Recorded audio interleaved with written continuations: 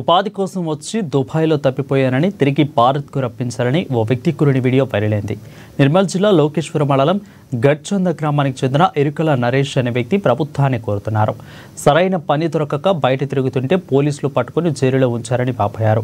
15 రోజులకు విడిచిపెట్టగా ఎక్కడ ఉన్నానో తెలియడం లేదని స్వగ్రామానికి రప్పించాలంటూ వీడియో తీసి వాట్సాప్ గ్రూపులలో పోస్ట్ చేశారు. ప్రభుత్వం స్పందించి తమను ఆదుకోవాలని బాధితులు కోరుతున్నారు. ఇట్లా దుబాయ్లో తప్పిపోయి ఇట్లా వచ్చిన ఇలా రూమ్కు వీళ్ళు మన మంది మన అక్కడ రాజస్థాన్ వాళ్ళు ఇట్లా తప్పిపోయిన రూమ్లో అది 11 గంటల నైట్లో తీసుకెళ్ళిండు. ఎయిర్పోర్ట్ నుంచి తీసుకెళ్లి రూమ్లో ఉంచుకున్నాడు. ఒకనాడు ఉంచుకుంటే ఏం చేసిన పొద్దుల లేచి ఇట్లా కొంచెం బయటకు వెళ్ళిన పోలీసులు తీసుకుపోయిండ్రు. 15 రోజులు జైలు నుంచి మన పాస్పోర్ట్ ఇచ్చేసి బయటకు వెళ్ళ కొట్టేసిండ్రు.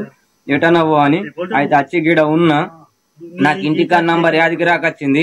ఓలా నాకు కొంచెం దయచేసి కొంచెం ఇంటికాన్ నంబర్ కాకుండా మీది ఎక్కడైనా మాది గడ్చంద నిర్మల్ డిస్టిక్ ఆదిలాబాద్ జిల్లా లోకేశ్వర్ మండలం గడ్చంద గ్రామం కొంచెం ఓలాన కానీ దయచేసి మన నిర్మల్ వాళ్ళు నాకు కొద్దిగా హెల్ప్ చేయాలని దయచేస్తున్నా.